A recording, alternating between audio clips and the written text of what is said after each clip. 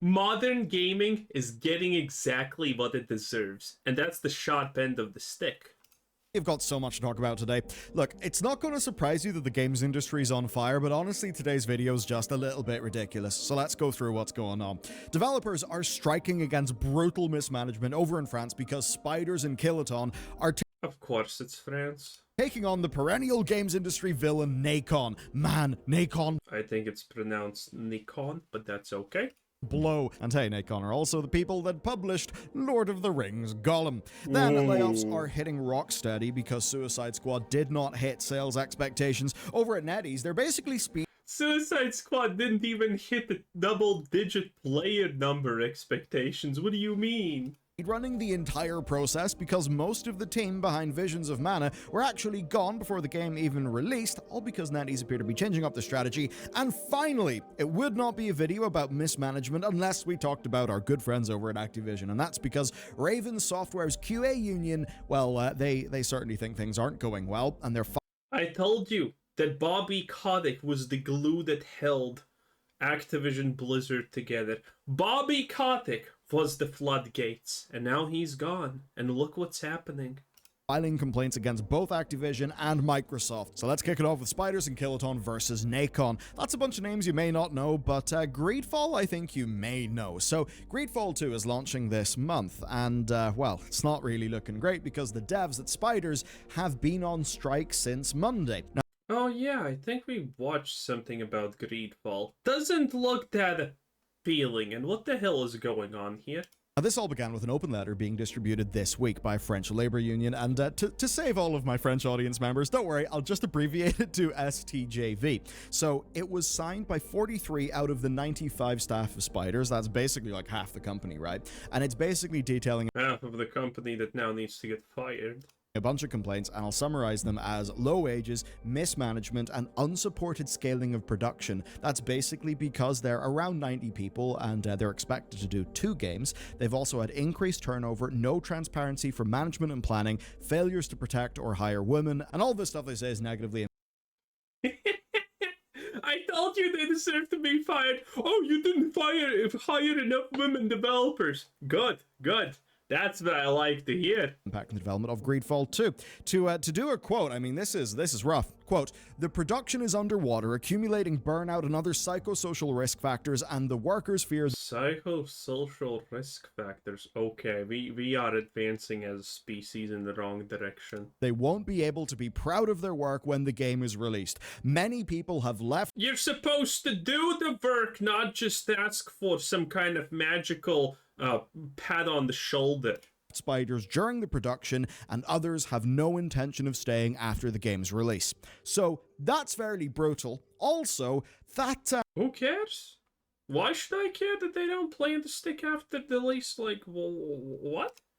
That's not really going to inspire people to pick up the early access version of Greedfall 2, is it? So, in short, management of the studio seem to have very little faith from their staff. And again, do remember, this is a studio that's wholly owned by Nacon, and that is, of course, the very same Nacon that will never escape the Lord of the Rings Gollum. Now, with Greedfall... Wait, but didn't they shut down, or is Nacon the publisher?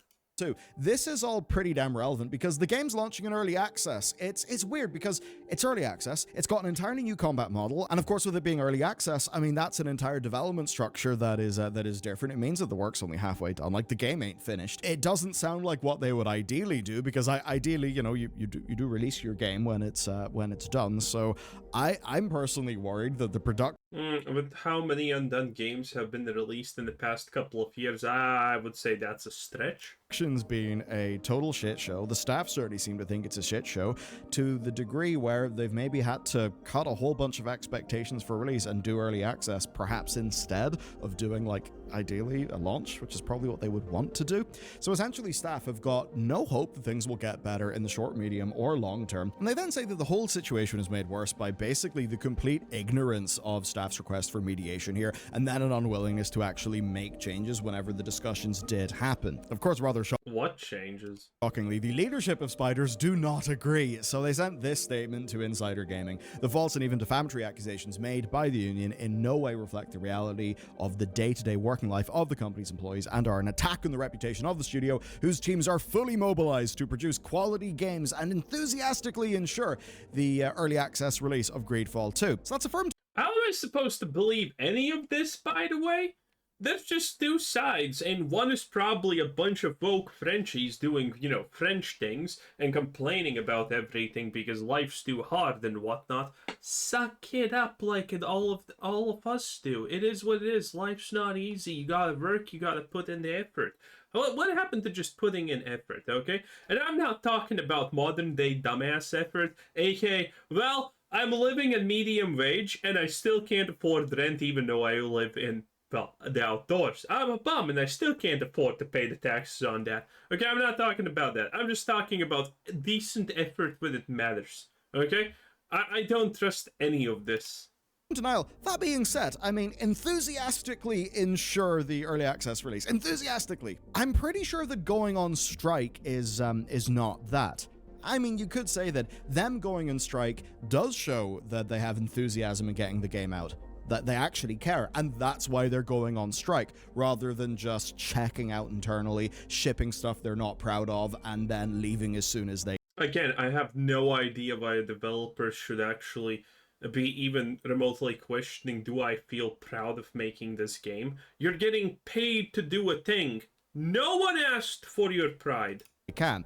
Generally, right, they're going to take the risk of going on strike because they actually do want to make the situation better. They probably do want to deliver a great game for their players. So a firm denial coming here from the studio, but what's taking this beyond just a simple dispute with that studio's leadership is that the problems are kind of beyond the studio. It seems the problems are actually with the corporate owner Nacon, or at least are in addition to problems at Nacon, and that's because of Test Drive Unlimited. You might remember Test Drive Unlimited, released ages ago. I remember playing a hell of a lot of that as a kid. So it's being developed by a company called Kiloton, and they're also a subsidiary under Nacon, and they've actually joined the strike. And with Kiloton staff, it seems to be a similar story where they've been making demands for a while, but they've basically been told that they can't, don't make demands, don't talk, don't do anything, you'll upset the rest of the group. That has backfired. Here's a quote: "If no improvement in our working conditions is offered because it would drive other studios within the group to ask for the same, it stands to reason that we make those demands together." So,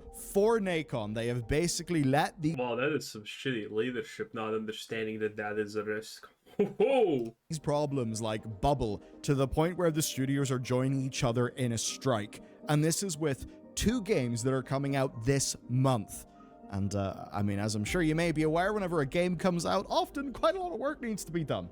Now, Nacon have got a history of pissing everybody off, like developers, players, everyone. As an example, do you remember the whole story with Frogwares over the sinking city? There's stuff with Paranoia, Happiness is Mandatory being pulled from sale because the IP holders DMCA'd it over quality, and then with the release of Blood Bowl 3, basically, its release was a shit show, and its monetization is a shit show. And that really sucks, because Blood Bowl, while it's not the biggest thing in the universe, it does have its niche Blood Bowl is cool, yeah, of fans, and they deserve to not have lots of bullshit. So the common theme in all of these is Nacon, and that basically means that yes, now there are 2 games coming out this month, and both are from teams that are striking. So I'm sure that will go well for them. Now, a quick pause. This isn't a sponsor. Here's the deal. I want to build something here that is bigger than myself and that is not tied to the bloody algorithm. And with that said, it's time to talk about Warner Brothers and Rocksteady. So, back in June, there were reports... Ah, hell yeah, now we're talking. Let's see that trans Mr. Freeze. That Warner Brothers had no plans to close Rocksteady, which certainly is a good thing, and apparently they were making... Why is it a good thing? All the people who made the Nacon games are gone, and now it's just nothingness. It's just a woke mess. And why does it not deserve to be closed down? I don't know. Use of them in a director's cut of Hogwarts Legacy.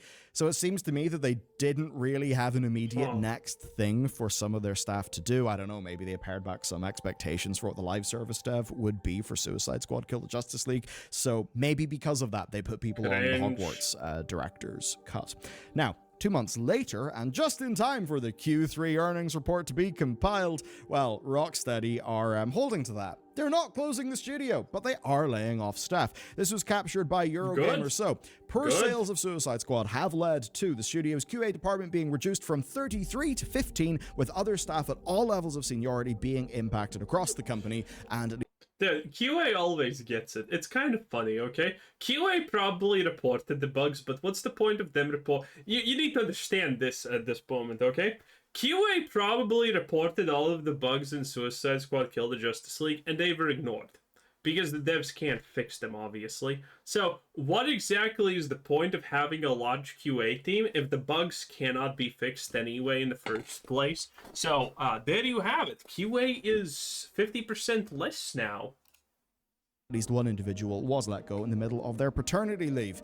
That's pretty rough, and to read a quote, Rocksteady staff who requested to remain anonymous told Eurogamer that the loss of so many roles in the QA department, including team members with specialized knowledge, would leave the remaining colleagues shouldered with more work, and there has been an acknowledgement by the senior staff that product quality would now suffer as a result.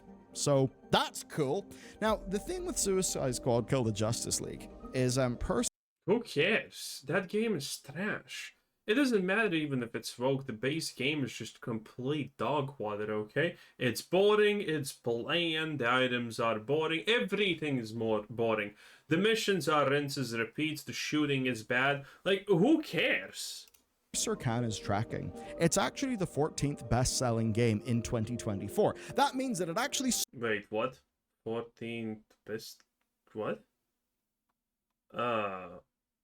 14th is Persona 3 Reloaded. So, Justice. There's no way. Year to date, end July 2024, top best-selling premium games, US dollar, physical, digital, blah, blah, blah.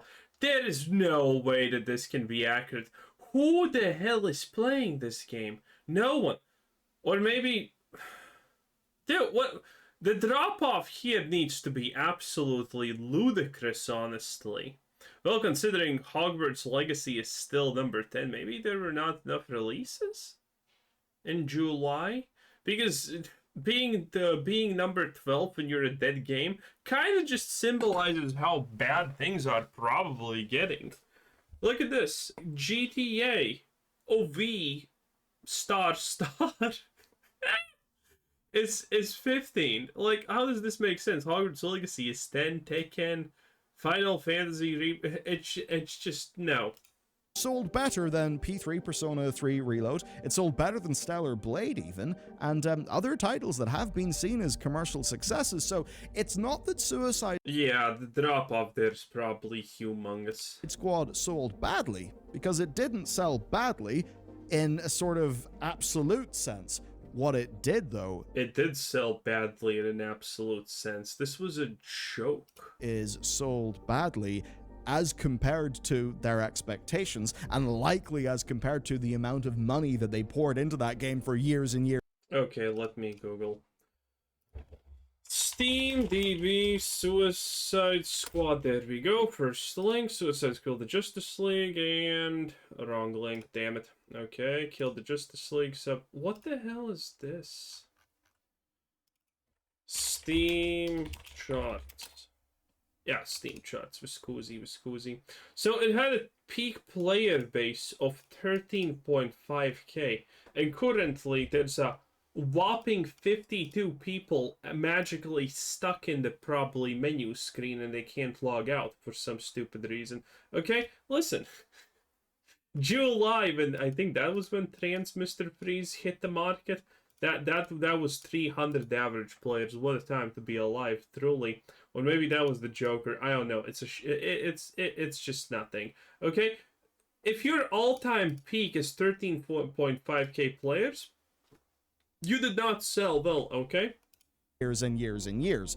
This is a game that was thought by Warner Bros. And Rocksteady to basically be big bucks, you know, Helldivers money. Maybe they thought that this could end up being a Destiny-like live service cash cow for the next decade. But of course... I'm sure the crazy ones did think this. Again, I didn't cover Suicide Squad, the release trailers and things like that, because I was afraid that they're gonna start striking and whatnot. Because yeah, it's Warner Brother. They can do the crazy stuff like that. But man, just from the gameplay, small snippets that you saw and everything, the game looked so bad. It was Starfield quality of bad. Of course, they were wrong. They were wrong in that big bet. They released a game that was out of date by the time of its launch, that had so many, I think, incorrect assumptions built into its design and development and just the whole plan, that now Rock... Yeah, maybe the fact that Killer Shark, who is a shark, uses a minigun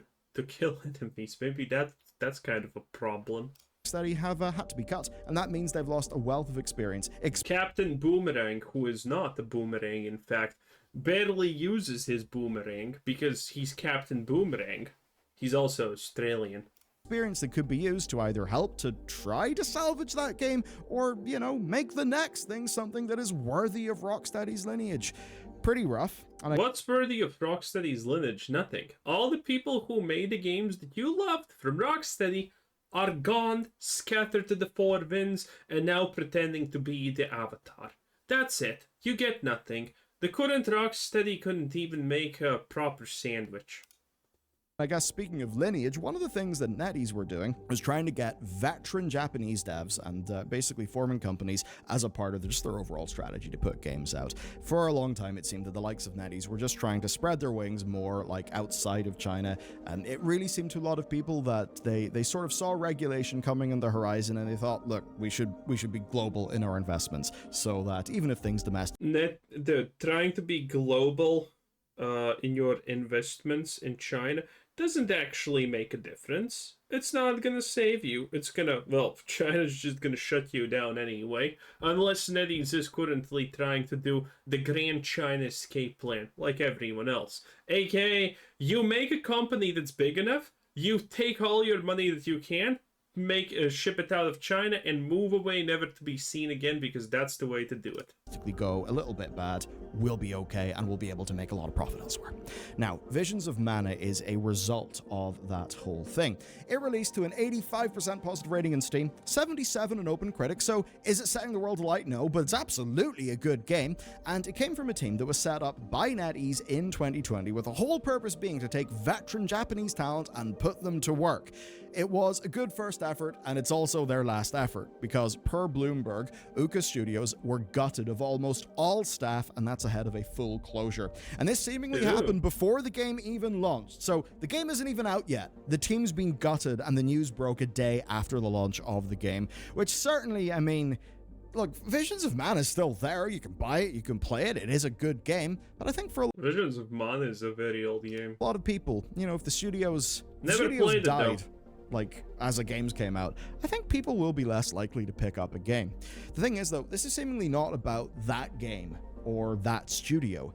It rather seems to be NetEase restructuring their Japanese plans, because initially it seemed they wanted to do big premium efforts, I guess tap into some of that Square-like energy.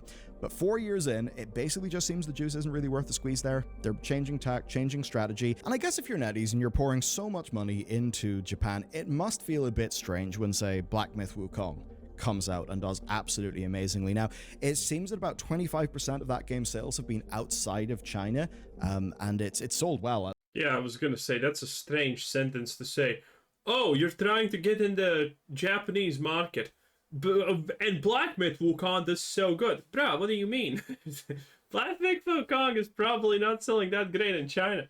The numbers are big because China is actually visible on Steam for this game. It's a great game anyway, but you get the point. You know, it's China. And I don't know if Belial is actually thinking that China and Japan are the same thing. Ubisoft sure as hell thinks they're the same. Outside of China, it's obviously sold incredibly well in China. But if you want to piss off someone who's Japanese or Chinese, tell them that they're the same. They're gonna be really happy about that. And it's also proved something. It's proved that the games industry in China has matured to the point where people can leave the big companies, form a studio, and then make a proper, like, AAA blockbuster game. That's exactly what Black Myth Wukong was able to do. So it could be the case that NetEase have kind of realized, hang on a second, some of our fears of regulation, or maybe, maybe things aren't going to go in that bad way. We've just seen Black Myth Wukong. Why not form some of these studios at home? I mean, as an example, Game Science, who are the developer behind Black Myth Wukong, of course, Black Myth is like the overall series, so there's going to be more Black Myth games, and this definitely means that I suppose that the Black Myth franchise is off to an absolute, like, you could not think of a more stellar start for a franchise. Well, that was a bunch of people that were working on a Journey to the West MMO for Tencent. They left Tencent, and oh look, they've had an absolutely humongous success. And funnily enough, a success that Tencent themselves then decided to invest in. So I guess seeing that, NetEase are probably thinking, hang on a second, we should do some of that. We've actually paid for and cultivated loads of talent at home. Maybe they've realized that they just don't have to be making the sorts of games that they were making. So that might explain the strategy, but obviously if you are on the Visions of Mana development team, he's almost speaking about this like China doesn't understand that they have gamers at home. So strange. Yeah, that's not really going to be any form of, And probably completely incorrect. Thing to make you feel good about what happened. The next and final story for today's video then is Activision, Microsoft, and Raven Software. Basically, the staff at the Raven Software QA union are saying that Activision and Microsoft just are not taking them seriously. Now, to get you up of course they aren't. Speed in the story, basically, Raven QA voted to unionize in May of 2022. This was the first but smallest of the Activision unions, and of course, that then, what followed that is way more unions. As an example, there is the ZeniMax union, and you know why they're not going each their own union? Because being in a union literally just puts a target on their back that says, yeah, we're not promoting this guy because he's in a union and he's a dipshit. So, kind of pointless. Second of all, the people are forming new unions, not because they're better than the old ones, but the people forming these unions understand that unions are complete bullshit 99% of the time. When they're not, they're awesome though, but mostly they completely are.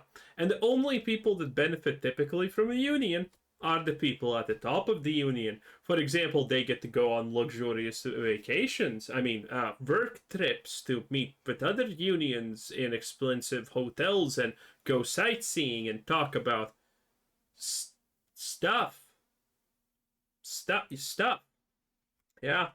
Unions are absolute BS unless you are the head of that union. It just so happened, right? Just so happened. Correlation, causation, whatever. But whenever the Bethesda layoffs happened, well, people are in the Zen. Also, most people don't even understand that being in a union means that a percent of your income every month is going to be deducted for the union's needs. What are these union needs? Well, expensive luxury trips for the union leaders, for places to talk about stuff and things. The Max Union did not get cut. More recently, we saw the World of Warcraft development team, like the whole thing, unionized.